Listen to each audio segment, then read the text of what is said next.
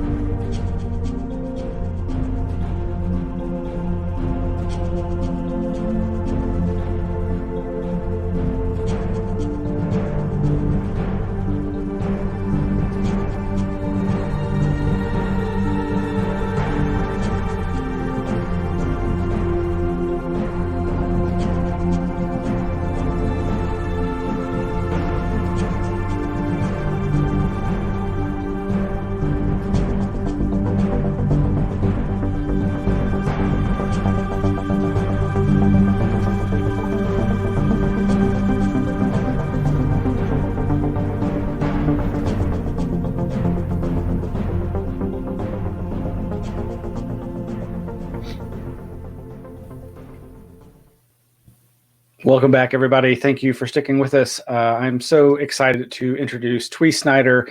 She's an author, speaker, photographer, YouTuber, and musician who researches, creates videos, and writes about historic cemeteries and symbolism, weird history, and haunted lore. As she puts it, I used to write fiction, but then I moved to Texas. Yay! Tui enjoys speaking at conferences such as the International UFO Congress and occasionally teaches classes based on her books at TCU. Her books and photos have been featured in many outlets, including Coast to Coast AM, Lifehack, WFAA TV, the National Museum of Funeral History, and Cult of the Weird, among others. Tui's best-selling books include Understanding Cemetery Symbols, Paranormal Texas, and many more. She's currently working on a book called The Great Texas Airship Mystery of 1897, which you're about to hear a little bit about now. And I already got a sneak peek, and some of you did too this past Wednesday, and I am so pleased to bring on our guest now, Tui Snider. How are you doing? I'm doing great. And I just wanted to thank you for having me on again. Smiles, I'm really excited. And I want to thank everybody who came and is watching. And I want to show you guys, I've got what I'm wearing, because it doesn't show. Haha, I got this cool t-shirt. So yes, I'm helping. That's my way to help Patty. Right on. But you know, I want to say, anybody watching this on YouTube, like, have you subscribed to the Anomaly Archives channel? Make sure you do that. And smash that like button. Show us some love. Or like, and hey, you know, you don't have to spend money to support. You could tag a couple people on Facebook who might be interested in this kind of stuff. Not just me, but everybody else. Spread the word. In other words, I better grab my keyboard. And now my cat appears. I was trying to get her settled before, but now we'll see. I really appreciate that, Twee, because I do, that bears repeating, that I know not everybody can give money, and everybody's having a really tough time, and I understand that, and we certainly don't want anybody to hurt themselves by helping us. But yeah, that's one of the easy ways folks can help is with just spreading the word about us. I mean, that's the hardest thing, is getting the word out, and it's happening, and we're really enthused about how many people are showing up and helping out. So, well, that's one reason I got the T-shirt. I figured, you know, once I can mix and mingle again, I will wear it, and then I can tell people about it. It's a good talking point. But just even sharing things that, you know, I follow you guys on YouTube now and Facebook, so I like to do that. Thank you so much. Well, I'm really looking forward to what you've got here. I like I said, we got a taste of it already, but so let's get your slides loaded. Yeah, hopefully I can get this part going. I'm trying to remember what we did. We worked it all out in theory. I think I hit play, right? And then we set up everything. Whoa, is that working? Need to hit the share screen and select. Yeah. Okay, let me try again. It didn't give me the thing like it did before. All right, so all right, I know we did this before, but it was a little tricky.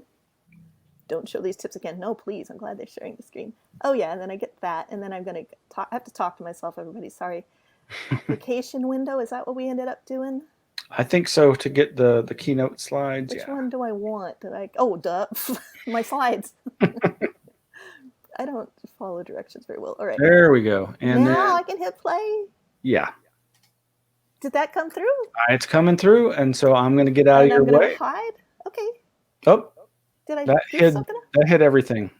Oh, dang. It was fine. Sorry, folks. That's okay. It was fine. I'm not gonna. Okay, next time, just don't if it ain't broke, right? Share screen. No worries, no pressure. So. Yeah, you know, let's get there eventually. Oh, application window. What the what? Come on. Hey, are we there now? Not see it? Not seeing them yet. Oh man. You know, I had to leave the studio last time and come back in. I wonder if I have to do that. I hope not. All right. Oh no, maybe it just took a minute. Of course, now the cat's meowing. All right. And it's starting. Okay. And then I think if you hit there we go. I'm afraid to hit the hide button because. Yeah, it's not displaying here, so you're good. You're good. I'm good? Right. Okay. I'm going to get out of it. Hey, kitty. Yeah, she decides. Whenever I give talks from home, I always try to get her settled beforehand, but of course I could not find her. Makes me feel right at home. So good. All right, I could put a bed next to me so she could, you know, be happy, but of course she wants to be right on the keyboard. All right, so the Great Texas Airship Mystery of 1897. Before I get into this, I did just want to say that a question I get a lot is, how do you pronounce my name? It's Tui. Tui rhymes with Huey, Dewey, and Louie. I really don't care how you pronounce it, though. My next door neighbor of 11 years calls me Tootsie. I think that's kind of fun. So whatever. But just so you know. I write books. I give talks. Ooh, fancy. And I do a lot of research. A lot of the research I do is in newspaper archives, but I do get out into the field every now and then. And the topics I'm really most fascinated by are weird history, offbeat travel. I'm super interested in historic cemetery symbols. I love haunted places. I like to dig into the history behind the hauntings. And I even go on a few, paranormal investigations when I get the chance. That's a lot of fun. But I'd really like to point out, since this is the Christmas season, I would just like to point out that middle book I did, which is a little different, although it does qualify as weird history. It is true crime. It is the Santa Claus bank robbery, a true crime saga in Texas. And here in Texas, we do have the rather dubious distinction of having, lynched Santa Claus in the 1920s. He was a very bad Santa Claus. And he robbed a bank, as you can guess by the title. In fact, the largest manhunt to that date in Texas was for none other than Santa Claus. So, if you've had your fill of the Hallmark movies and you need something a little less than heartwarming, I've been told that this is a very funny book. I mean, yes, the crime and some very horrible things happen in it, but there is a real comedy of errors sense to it. People have said it should be a Tarantino or Coen Brothers movie, but it's all true. And that is one of the reasons I say that I used to write fiction, but then I moved to Texas because I would never write a story this preposterous. So there you go. Now, you might have noticed if you chatted with me or you've been chatting with me on the YouTube channel, my moniker there is Tui Snider, Exploring Historic Cemeteries. And that's just to let people know that I do a lot of historic cemetery exploring, and I share videos of that. But I have a little gift for you today, because I figure a lot of us are going to be spending time with our family here for Christmas, and you need something to chat about around the table, or maybe on Zoom. However you end up doing it, I'm going to be doing mine on Zoom. And so I have a couple little tidbits, and I share these because when people find out I spend time in historic cemeteries, a lot of times the reaction is kind of, huh? And if they use words that kind of tell me that, in so many words, that, that sounds like a really useless topic that doesn't have any bearing to modern life. And that's one reason I want to share two little tidbits that I actually learned while exploring historic cemeteries or doing research about them. But they do relate to Christmas. And the first one I kind of consider my annual public service announcement, if you will, because every year at this time I see somebody online saying something like, "It's Christmas, not Xmas." This is actually from a relative of mine. Hopefully you won't see this and get mad. But, don't remove Christ from his birthday. People have told me they've heard this at church, etc., yada, yada. Well, here's my public service announcement. The X in Xmas actually stands for Christ. It's ancient Christian shorthand. Some monk who was getting hand cramps came up with that. The X is used for a lot of things, like Christianity can be spelled with that, etc. Bottom line, Xmas, when you spell it that way, is not disrespectful. It's kind of has a cool lineage. And by the way, Xmas is pronounced Christmas, not Xmas. I confess I kind of still hear it as Xmas in my head. So there's one little tidbit that relates to cemeteries. Here's my other one. This is a pawn shop that I saw down in Florida. But pawn shops are all over the place. I just mentioned that it was in Florida because I couldn't get a shot of it without a palm tree blocking it in some manner. But have you ever noticed that pawn shops have those little 3 balls next to them? Well, there's actually a link between that and Santa Claus. Yes, it's true. So, 1,000+ years ago in Turkey, there was a bishop who became St. Nicholas later on, and one of the, the legend goes that one of the good deeds he did in his life was he knew there was this poor guy in town who had 3 daughters, and he couldn't afford their dowry. So Saint Nick tossed 3 bags of money into his window. Hopefully he didn't break the one. Well, he didn't have glass. Whatever. He threw these into his house in some manner, and that's where the tradition of giving gifts supposedly starts. And when you see 3 balls in a row like this, it's shorthand for money, and that's why, it's symbolic. It's symbolic of that, and it relates to pawn shops. So there you go, Santa Claus and pawn shops. Those are my gift for you. So as you can see, there's a lot of fun to be had while exploring historic cemeteries. I certainly try. Now there is one more thing that I decided to add to this talk too. I don't just have cemetery videos up there. I have some other stuff. I wanted to mention Forbidden Planet, and the reason I am bringing this up is that I have noticed several other speakers mention this movie as being pivotal in their life. And one of the main stars of Forbidden Planet is, of course, that fabulous robot, Robbie the Robot, which when it sold, that actually is the most expensive, they paid the most for that piece of movie prop history ever. Even more than like Dorothy's ruby slippers and other famous movie props, Robbie tops the bill. I forget how much he sold for. It was a lot. But my husband, this is him. He's not a robot. He's inside of that. And last year, he spent about 4 months building his own Robbie the Robot. And I figured if anybody would give a hoot about this project, it seems like the people involved in Anomaly Archives might actually care about this. Here we are at the museum over at the Fort Worth Science Museum. He was a planetarium operator there. And anyway, this was his first 3D printing project. He did it soup to nuts. He created this whole thing. It's really, really nifty. We love our Robbie. And me, that's me. I'm 2E from Planet Disco. I gotta say, I live in Texas, and people often ask me if I have a gun, and I didn't until last year when I got this. I don't know if I'm on screen or not, but you can see it in that picture.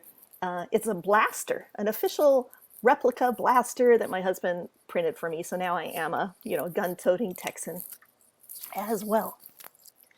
So I have you can see if you're interested in that, I do have one of my playlists is called Fun Behind the Scenes, and that's where I share stuff.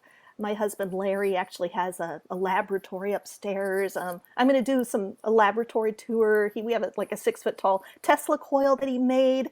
You can stand like 4 feet away from it and hold up a fluorescent tube, and it will light it up. It freaks me out, but it's a lot of fun to watch from a distance. So anyway, Fun Behind the Scenes, that's the little playlist there. So there. Now, let's get into the whole airship bit. This is a very truncated version of the talk I gave at the International UFO Congress last year.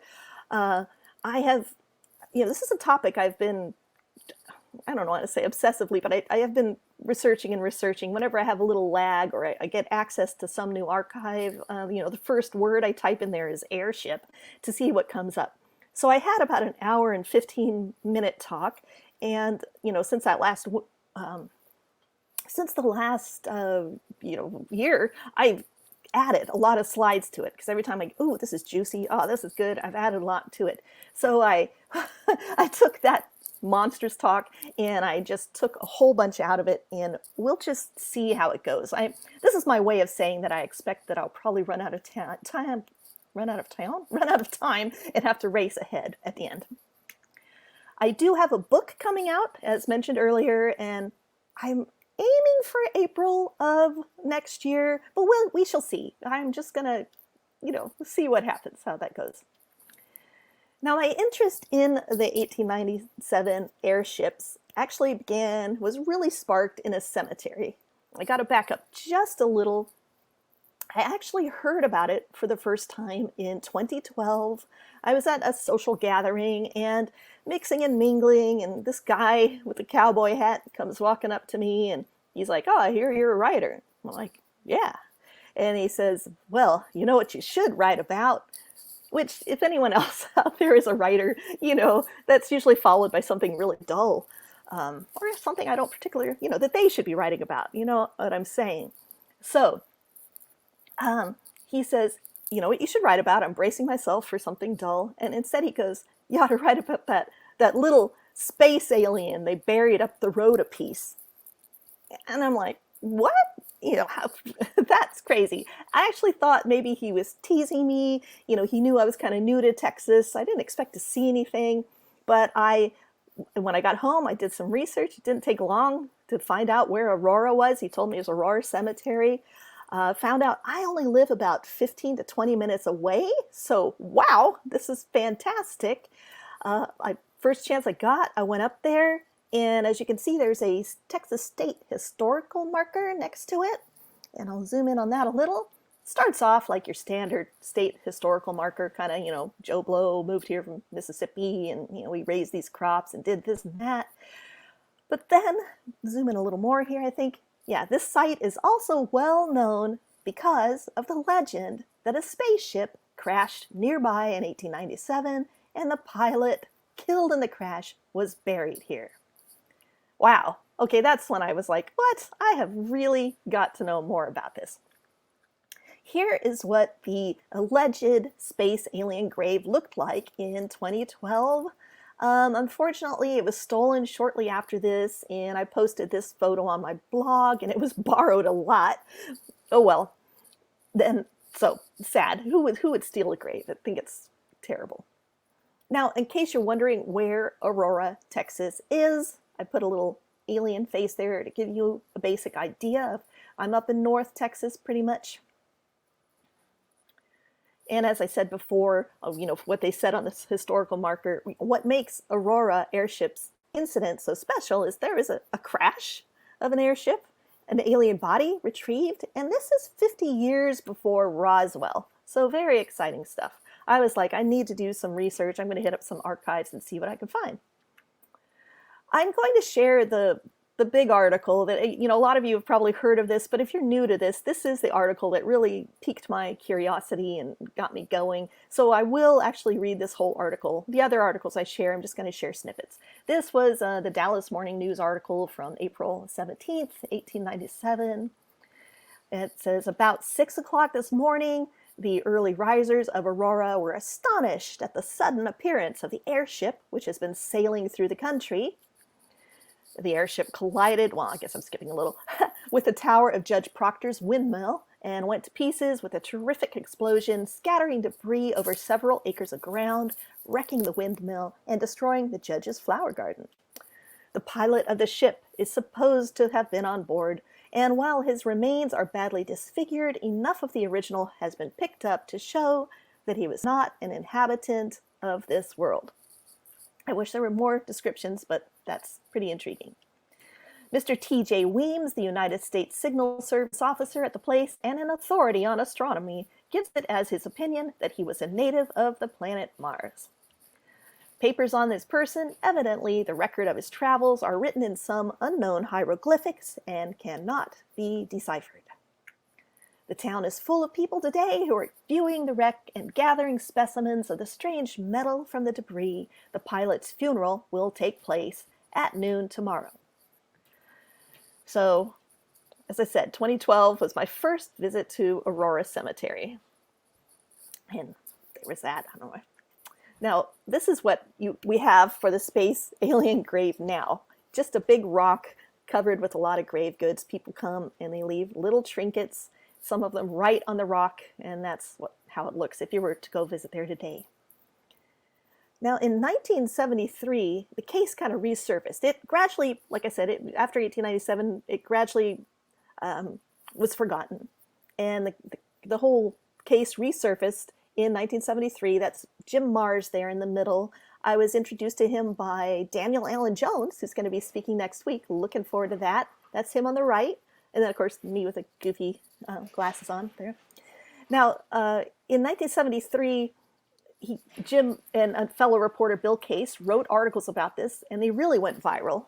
And they tried to exhume the body, and I'm just going to condense a lot here because we don't have time to go into it. But the Cemetery Association said no, and I've even heard some people rather cheekily say that you can't, in Texas, you can't exhume someone without notifying next of kin. So, hardy har, how are you going to do that? But really, it does come down to the Cemetery Association. And they said no, they didn't want the publicity. And even in 2012, When I asked around, Aurora's gotten very small. There's only about 400 people living there. But even then, when I tried to talk to people about it, they were not too interested. They were a little bit tight-lipped. But I must say, Aurora's attitude is changing, and I think their city website kind of says it all.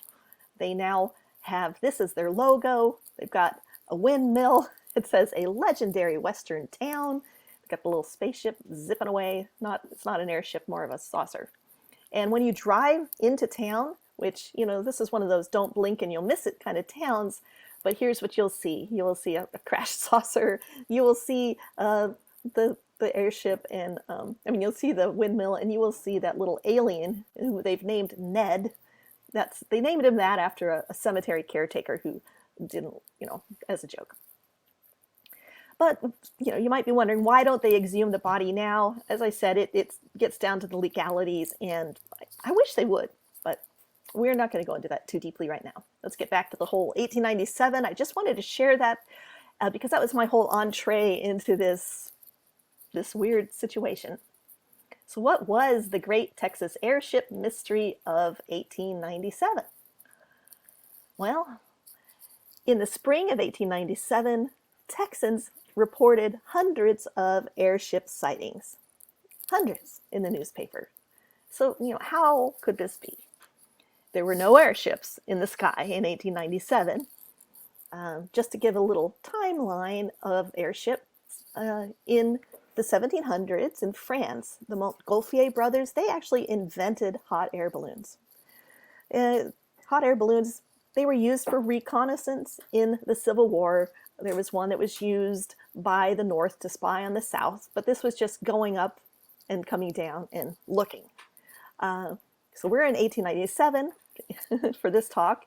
There were no controlled flight aircraft around. Of course, 1903, that's when the Wright brothers literally got off the ground. I just throw that in there. And in 1908, that's when the U.S. Army began using dirigibles. So, little timeline just to kind of put things in perspective. So I was just so curious. I just heard about that Aurora thing, and I thought, okay, I just want to find out my own research on this. So I had access to a few different newspaper archives, and I'm going to dig around and find some articles of my own. Well, to me, that was when I realized, oh, there was more than one? I didn't realize. And so I got very curious as to what were people actually seeing, and how were they experiencing it in 1897?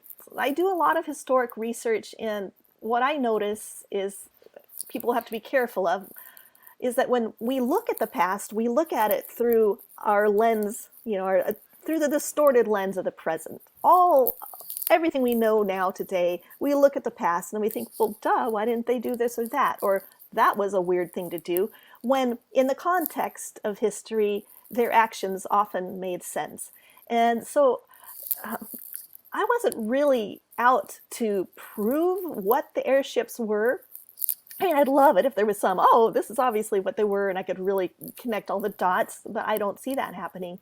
And yet I'm still fascinated by this because to me it appears something was going on. And the more I look around, I don't just focus on the sightings. I focus on other articles in the newspaper. I wanted to know how deeply this airship idea had seeped into the zeitgeist of 1897 and how that shows up.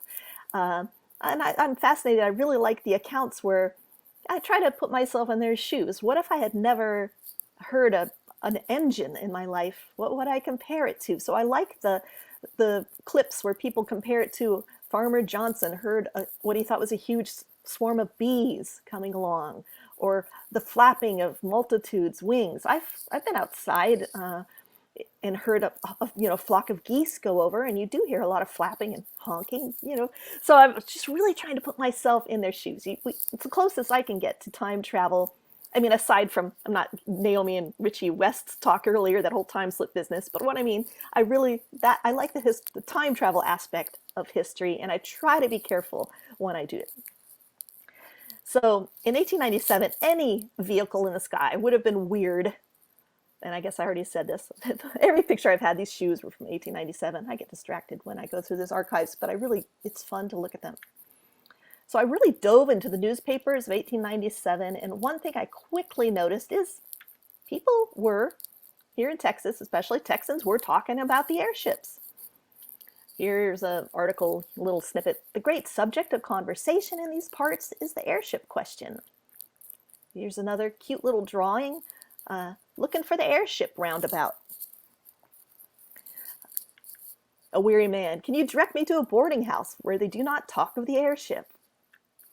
I'm glancing and I'm realizing I might have to pick up my speed here. The Texans, they actually hoped to see airships. Here's one. The airship has not been seen by any of Lufkin's cities yet, but all are watching for its appearance nightly. People were hoping for it, and I saw this other towns kind of going, wow, why did that town get to see an airship? We haven't had any sightings. So in 1897, eyewitnesses were not always believed. Shocker, right? In fact, there are a lot of airship jokes and ridicule. If there had been the equivalent of a Tonight Show, I'm sure it would have been in the opening monologue patter. Jokes about the airship. Here are just a few. Those who get the most satisfactory views of the airship are those who look through several glasses. Hey, Tui. Yeah. I just wanted to let you know, you don't have to worry about time. So just feel right at ease. And you can see me because it's weird because I can't see me. I can't see you. It's weird. I thought, I hope I'm not just talking. And you're doing great. Oh. I just wanted to let you know that you can go. Don't worry. Okay. I will keep going then. Okay. All right. So here's one. The airship has appeared again, this time in Paris, Texas. Poor brand of liquor they sell up there. I need a little rim shot for these. This one, young people are now sitting up nights watching for airships. At least that's their excuse. And here's a good pun. A Kansas City man who saw the airship and it looked to him about as big as a beer glass. It is inferred from this that the airship is a schooner. Yes, dad jokes in 1897, right? Those old newspapers often had poetry in them, and the airship managed to work its way into some poems that I found. Here are a couple of my favorites. I'd like to set this one to music, actually. So here's one. When the evening sun has set, men sneak down where they can get something which, when swallowed down, makes them think they own the town, and too makes their fancy soar up to heights ne'er at before, till against a star it trips. Then they swear they see airships. And here's one where it's kind of long. I'll just read the stanza that gets to the airship. Away down on the Brazos, where the cotton grows so tall that the pickers pick with airships or they cannot pick at all. And that's a little catchy one as well. I saw an ad that mentioned airship. They kind of that old thing, remember those ads from the 70s or something, or 80s, where they'd go like, sex, and then, now that I've got your attention, buy this stereo. It seemed like they were doing that with the airships. Airship! There is no air about the Dixie 5-cent cigar. It is quality. I don't know if this worked for them, but they tried it. Airships made it into the political scene a bit. There was a state representative down in Austin. Mr. Patterson offered a substitute, taxing airships $400,000 annually, which was declared out of order. This political cartoon I really love. They're trying to make fun of President McKinley, and they've got that big, I think I break it down a little in these slides. Yeah, he has a big airship and is propelled by high tariff campaign gas. And they are making fun of his slogan. His campaign slogan was that he was the advance agent of prosperity. And so they go, McKinley, a practical joke. And then there's the farmers. They're watching the advance agent, which was his airship. So I thought it was kind of cool to find an actual political cartoon working the airship into it. But I think all this goes to show that during the spring of 1897, airships were definitely on Texans' minds. And I want to describe some of the sightings, and I've divided them into groups. There were, I was surprised, actually, I didn't come across too many out-and-out hoaxes. There was one in Texas where some boys tied a string to a turkey, caught the string on fire, and then threw the turkey in the air, and the poor thing like landed on the roof of a school and caught it on fire. And I don't think anybody thought it was an airship. But my favorite hoax actually took place in Chicago, and I'll just read it here. When ex-copper McCann claimed he had photographed an alleged airship in broad daylight and had the photography in substantiation of his claims, he thought he would be believed, but a friend squealed. McCann secured his airship photography by hoisting a piece of canvas on a trolley wire. On the canvas was painted a picture of an airship, and a Kodak did the rest. I would love to actually see that faked picture. I have not been able to track down a picture of it, but that was the most high-tech hoax that I came across. I need to talk about hoax journalism a little bit too. In the 1800s, straight reporting was often mixed with fiction, and people did expect this. A lot of these hoaxes, they actually had a real sci-fi flair to them, and that surprised me. I didn't expect that of the 1800s so much. There was the Great Moon Hoax of 1835, and the New York Sun announced that a British astronomer had discovered life on the moon. He had a really ultra-powerful telescope, and I love what he discovered up there. There were flying man-bats, as you can see, lunar bison, and my favorite, fire-wielding beavers on the moon. Wow, pretty amazing stuff. But this is hoax journalism. Another one was the Great Balloon Hoax of 1844. And I want to mention this one because this was very popular. Readers just ate this one up. Again, we have the New York Sun, and they ran a series of articles claiming that there was a European balloonist who had made a transatlantic balloon crossing. And like I said, it was very well written, and people loved it. And I guess it should be no surprise, since it was the person who behind it was later revealed to be Edgar Allan Poe. He wrote under a pseudonym for the hoax, but eventually he was outed. And there are really some great American writers who have indulged in hoax journalism. You can't blame them if they get paid for by the word. They got to eat, have some fun, and pull our legs at the same time. Benjamin Franklin, Mark Twain, they also engaged in some hoax journalism in their lives. I want to make a distinction, though, between hoax journalism versus fake news. Hoax journalism was really meant to entertain, pulling your leg, and even if the newspaper never comes out and admits that the story is bogus, it gets so ridiculous that you're supposed to eventually realize that they're pulling your leg. But of course, as we know, fake news is different. It's news that's really meant to contort reality, and it's trying to advance an agenda. The hoax journalism is really bottom line for fun. I had to include this one. I was going to say, we still have some tabloids around these days to, keep the hoax journalism tradition alive. I like this one because there's microscopic space aliens infesting carpets. I really want to read that article, actually. Kind of funny. All right. So I did come across some obvious hoax journalism stories, and they're really, one hallmark of them is they're very long-winded, and they just get more and more outrageous, and you can tell they make you laugh. So those are a little more easy to pick out.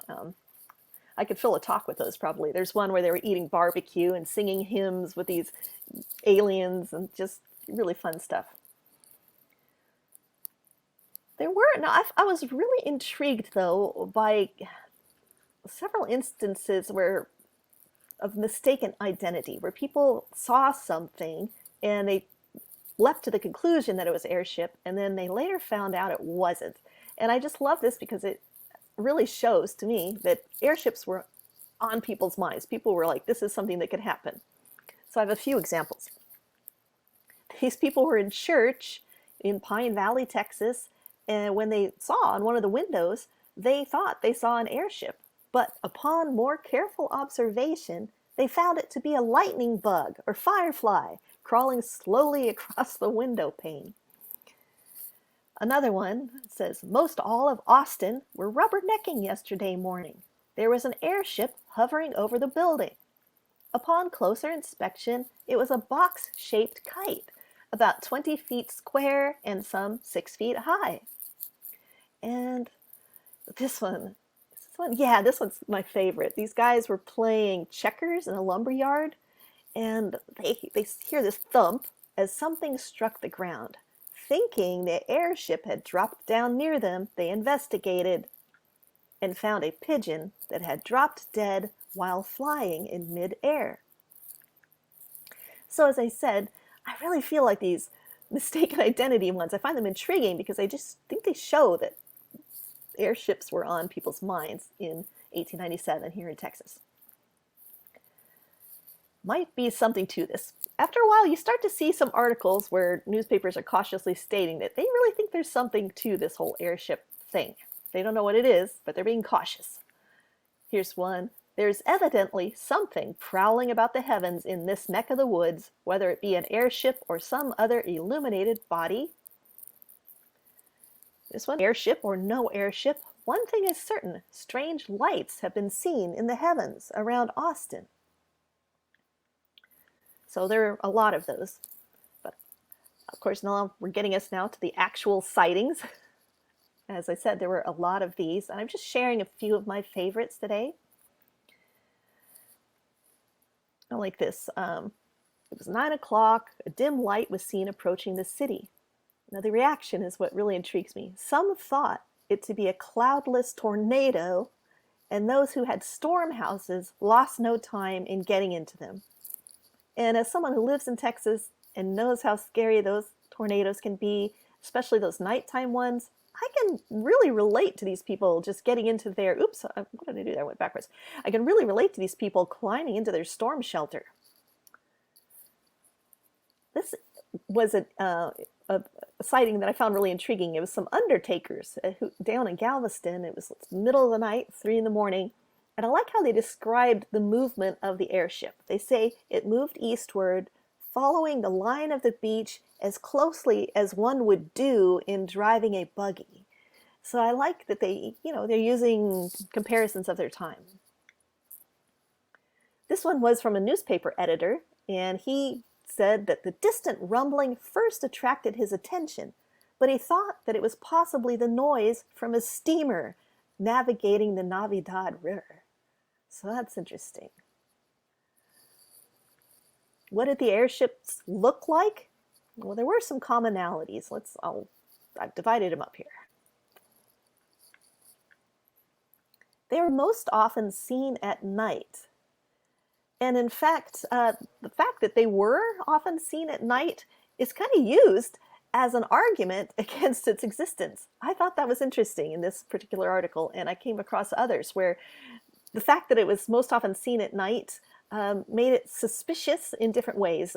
In religious sectors, it was made it possibly seen at night. Maybe it's something from the devil when I would read sermons or things about it. So that is interesting.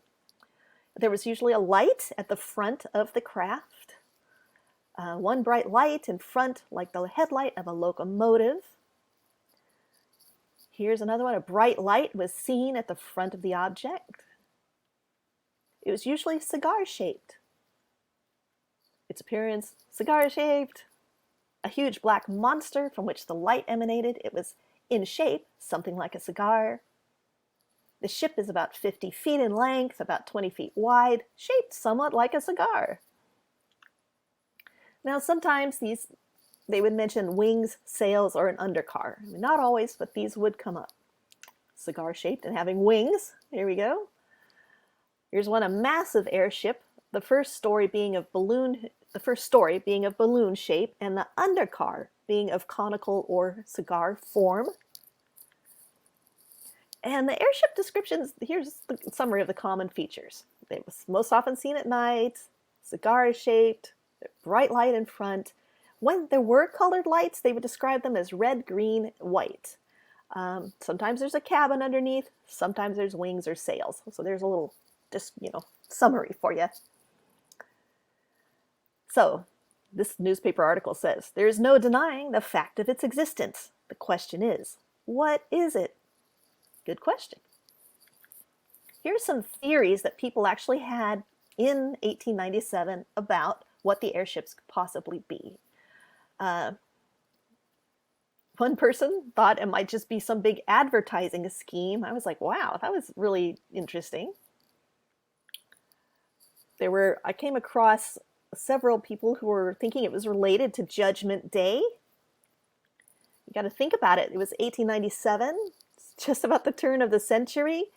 Right when we get, remember Y2K and all that? We get close to a new century. Judgment Day comes to the front of people's minds. And I did see this in the newspapers. Here's one. Close students of the Bible are apprehensive that the end of time is near and that the strange visitations are heavenly inspectors going about to judge the world. And this one, the headline, will be signs and wonders, little biblical reference there. And then it says, a big airship or something else in the heavens at various North Texas points. Keep a watch out there. Here we go. Preachers say the airship is from the other world and is the avant courier of the second coming of Christ. And I like this one. Some thought Judgment Day at hand and momentarily expected to hear the sound of Gabriel's trumpet. More earnest prayers were sent up in 5 minutes than was ever heard in this place in a whole year. So, yeah, it's interesting. There's a lot of that Judgment Day fear happening. There was some speculation that it was related to the Spanish-American War. That hadn't actually started until 1898, but there were tensions going on. And this article was very macabre. It showed that they thought airships would be used to lift dead bodies from battlefields. But some people, here we go. Here's someone who saw an airship and they thought they saw some Spanish words painted on it. They thought it might be headed to Cuba. So there was some speculation there. Of course, there were people who thought it was just something to do with the celestial sky. Kind of like we've got coming up when we're going to see Jupiter and Saturn conjunction on the 21st. They thought there was something going on like that. So a professor says the airship rumors caused by the effect of the atmosphere on the star Alpha Orionis and the constellation Orion. So there were a lot of theories there. I was surprised, actually, that the word Martian was in use in 1897. That was interesting to me. And there was a Martian theory, in fact. So another solution offered is that the airship is an exploring party sent out by some other planet. They say that if it was an earthly device, it would be seen by day as well as by night. So once again, there's reference to it being seen at night and how that somehow makes it suspicious. I saw in a weekly paper an opinion advanced by a professor of astronomy that the airship so much has been published about was from the planet Mars. Some folks, they really ran with that whole mythological idea that Mars is, it's Mars. It's going to be warlike. It is my opinion that the airship is a reconnoitering aerial war car from warlike Mars. But here, someone claiming to have telepathic communication with the inhabitants of Mars says that the ship is named the Peacemaker. No alarm need be felt by the inhabitants of Earth. Wars are a thing of the past in Mars. The idea of humanoid creatures living on Mars was widely entertained in the late 1800s. And the Italian astronomer Schiaparelli, he popularized the idea of canals on Mars. The Italian word canali, when in English is canals, and we associate that with water, so it kind of grew from there. I like this article where the person speculated that Mars might even be inhabited by turkey-eating, novel-reading, opera-loving, cigarette-smoking mortals like human beings. Interesting essay.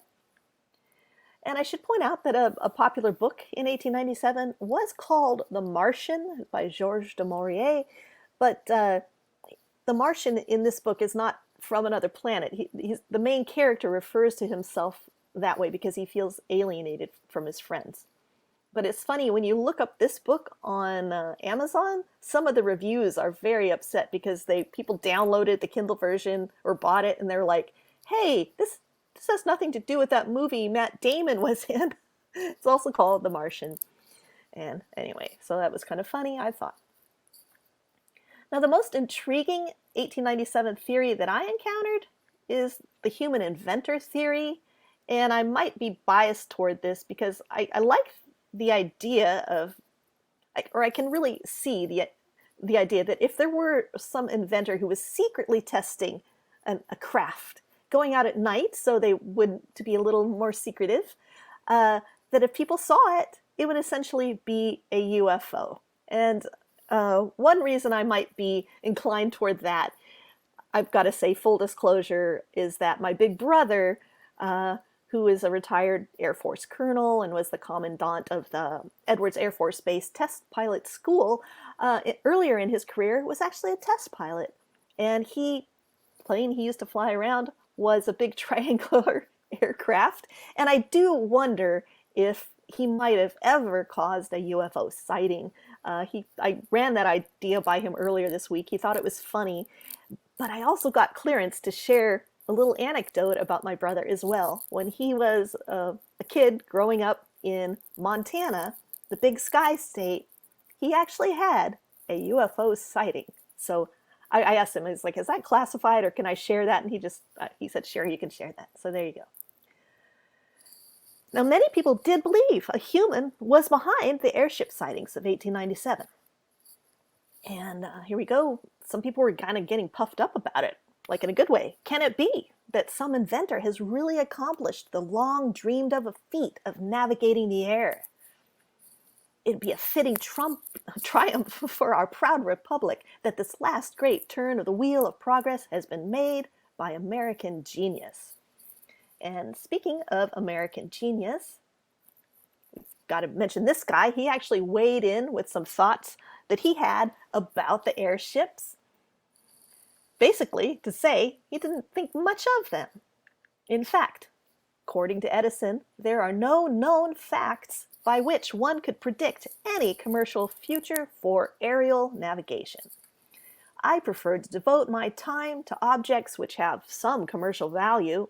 At best, airships would be only toys. He was an inventor, not a futurist. Mr. Edison, I like this paper in May. They go, hey, Mr. Edison says the airship is a fake. People said the same thing about the telephone not many years ago. So you got to think this is a time of, it says 1987. That should be 1897. Now, Edison was not the only American inventor in 1897. According to this article, the government has issued more than 150 patents for flying machines that cannot fly. Almost anyone can get a patent on a device, however cranky. One man, for example, has a patent for tempering steel in a decoction of apples, turnips, and weeds. I don't know, maybe it works.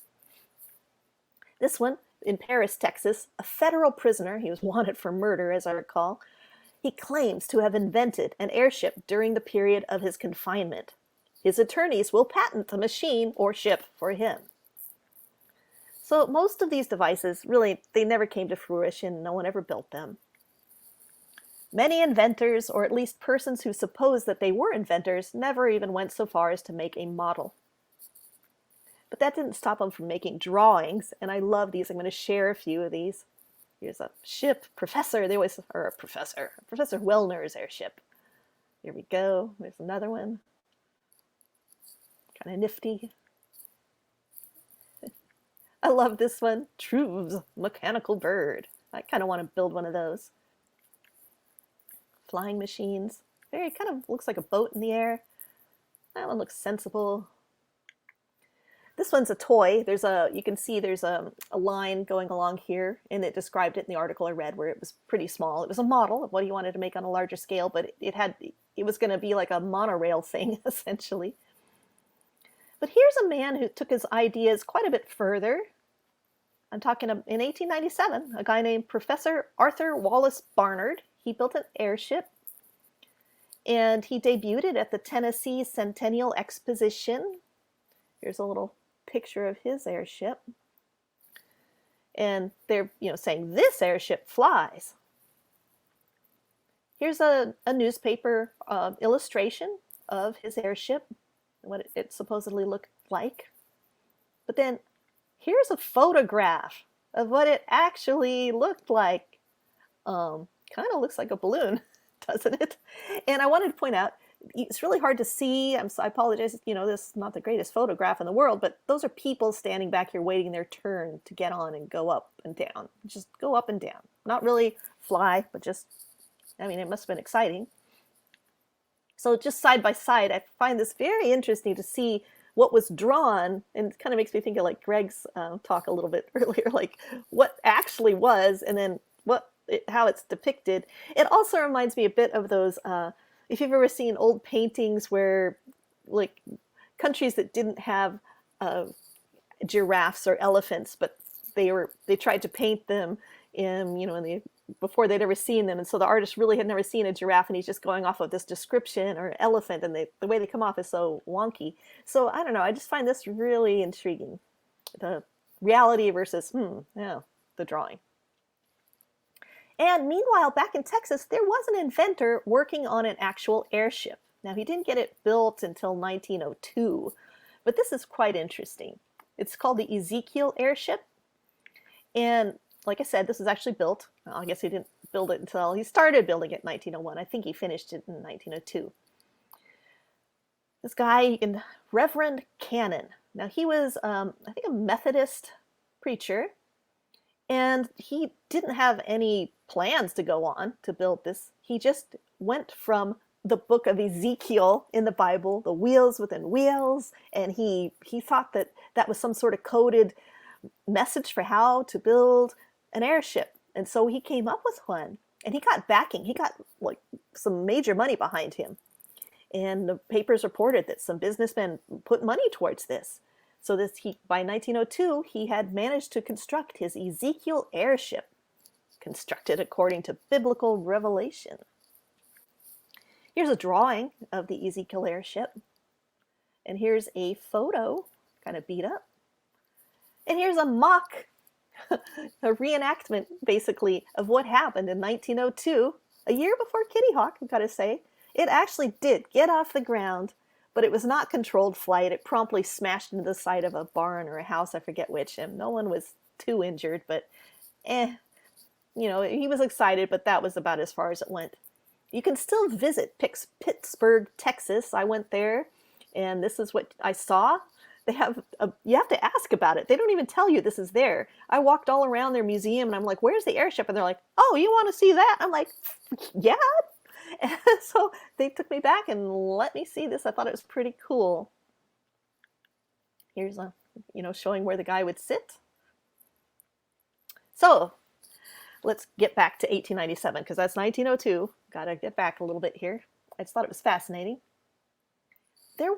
In the newspapers, there were some inventor sightings. People would say they didn't just see an airship, but they either saw a person inside it, or even spoke with the inventor occasionally. And here's one, a couple sheriffs in different towns, they were claiming to have spoken with the airship's inventor.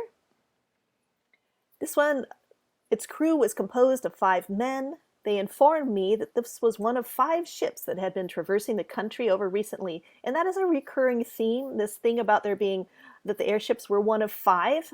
And that's that was widely reported. It's like different areas.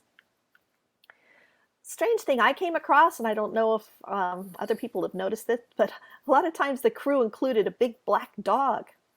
It was cheerfully stated that 2 men and a black dog were in the ship. He could see 2 men in the ship and something resembling a large Newfoundland dog. This one, he went into the minutest details about the craft as to the size, the number of men, and a big black dog. The names Smith and Wilson are recurring in these inventor sightings. And Mr. Smith comes up quite a bit. I'll go into that more, I guess, in my book, because there was a man in California who actually did a patent in 1896 for an airship, and in February, I think, of 1896. And the airship sightings do seem to have moved across the country. Like, they started in 1896 on the coast in California, and they sort of worked their way across the country, and they made it to Texas really in April and May of 1897. And it seems as though, from what I can see in the newspapers, that there was sort of this progression across the country, which I find interesting. So here's someone, an inventor, saying, never mind about my name, call it Smith. I want some lubricating oil, and he asked for some help because it was broken down. Mr. Wilson comes up a lot. That name comes up quite a bit. The airship stopped for repairs. There are 2 men aboard her. They gave their names as Wilson and Jackson. Oh yes, Jackson comes up a bit as well. So it's here again, one of the men who gave his name as Wilson. And here's another one. He told me his name was Wilson. Oh, I mentioned that it was one of 5 ships. That came up quite a lot. Wilson, who also stated that his ship was only one of 5 that had been built in a quiet Iowa village. I don't know which village that would be. I've never found out.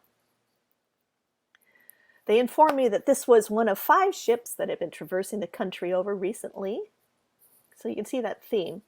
Now, newspaper articles, yes, they're very nice. They give a lot of feeling for the time, but wouldn't a handwritten journal entry be great? Well, at this point, I would like to touch on briefly Charles Delschow, who Walter Bosley mentioned him at great length in his talk, and I actually just bought one of his books so I could read what he had to say about the whole thing. I'm not going to get too deep into it, except to say that Charles Delschow, he worked as a butcher, but when he retired, he created these elaborate notebooks, and in them, there are a lot of pages that he shared. He collected clippings about anything to do with the aerial flight. He was obviously really fascinated by that.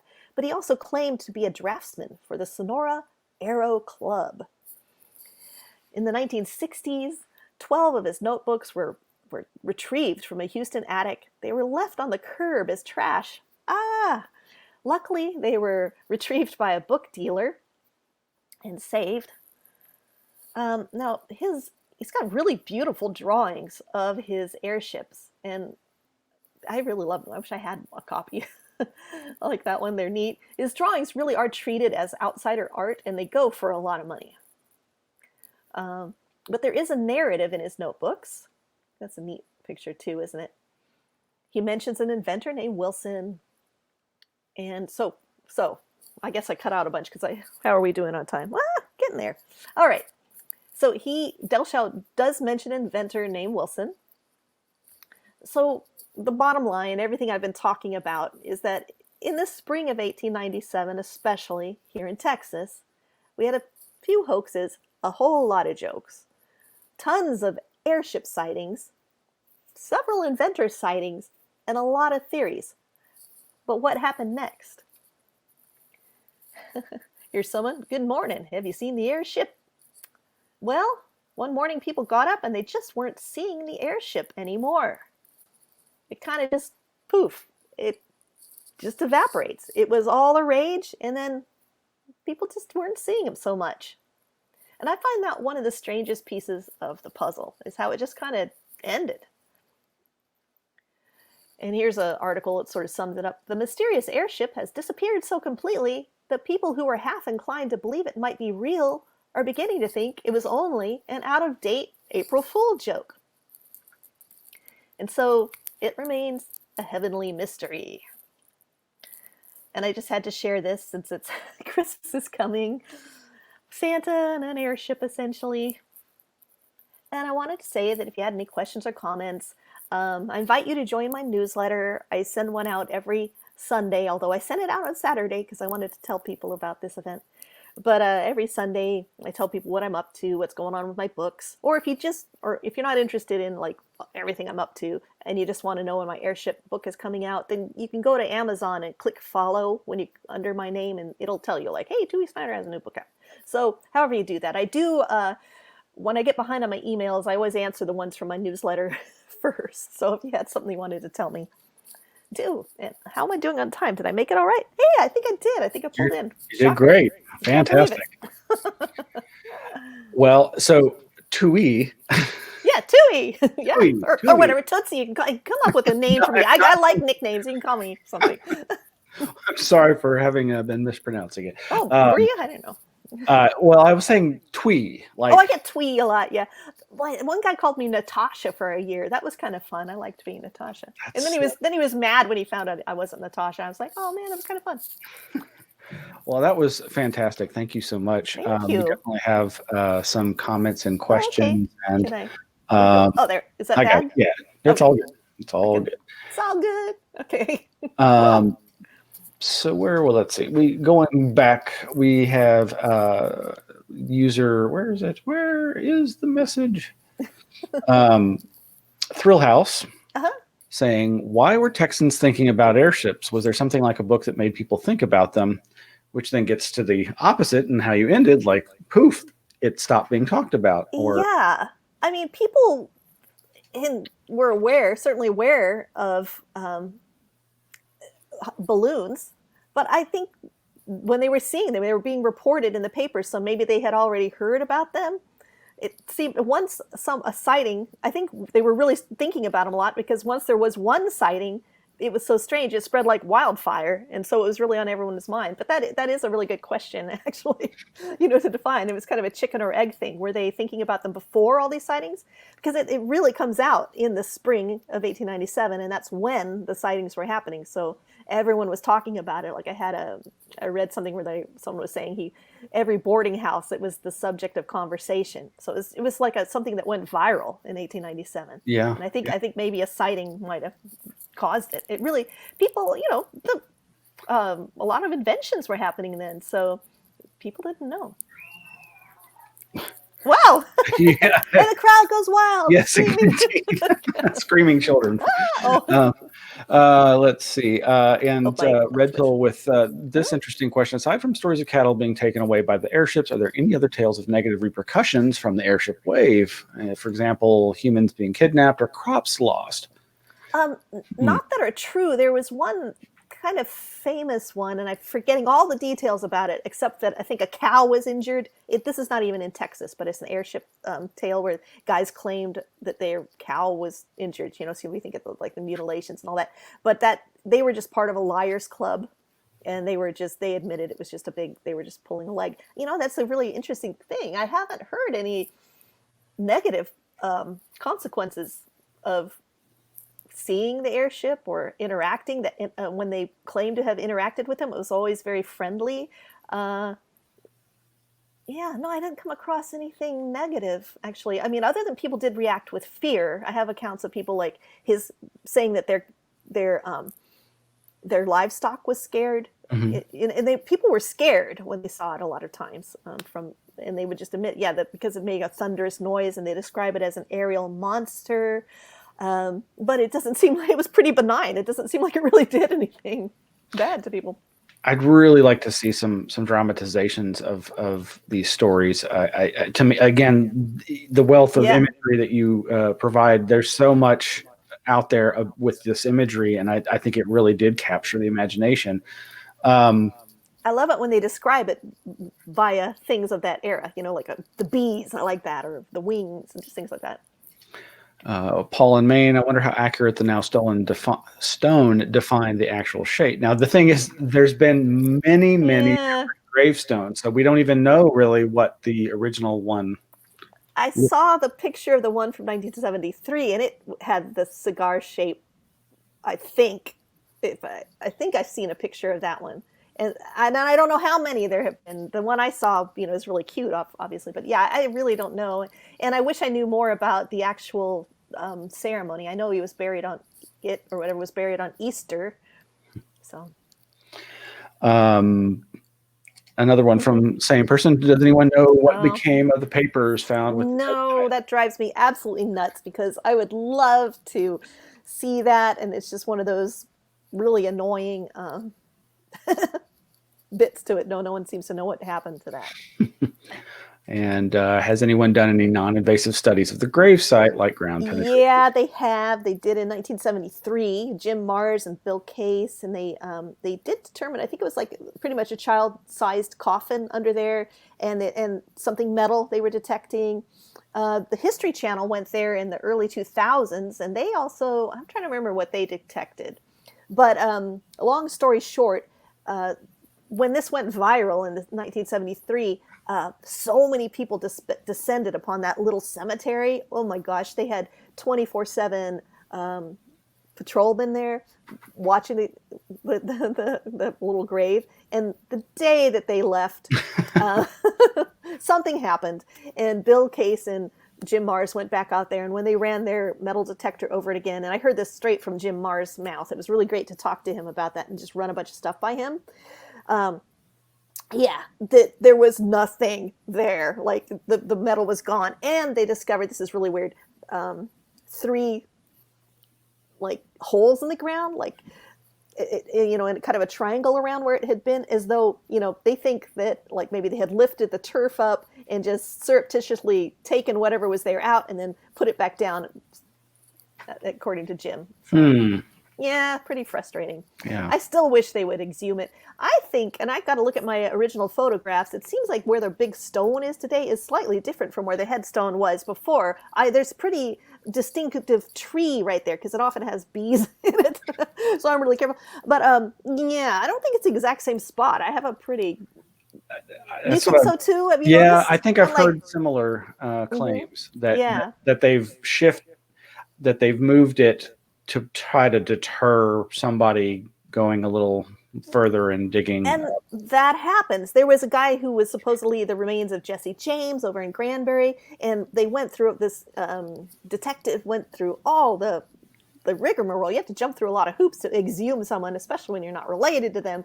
And he finally got permission. He paid for them everything and jumped through all the hoops, like I said, to get this body exhumed. And when they did exhume it, they took they exhumed the casket under his headstone, but it was the wrong casket. His casket was actually over. The stone had shifted a little. And so he's like, oh, dang, this is the wrong casket. And they're like, well, too bad, bud. You only got permission to exhume one body. You got to jump through all the hoops again and pay all the money again. It's like, ah! So, poor guy. Wow. Yeah. Well, really enjoyed that.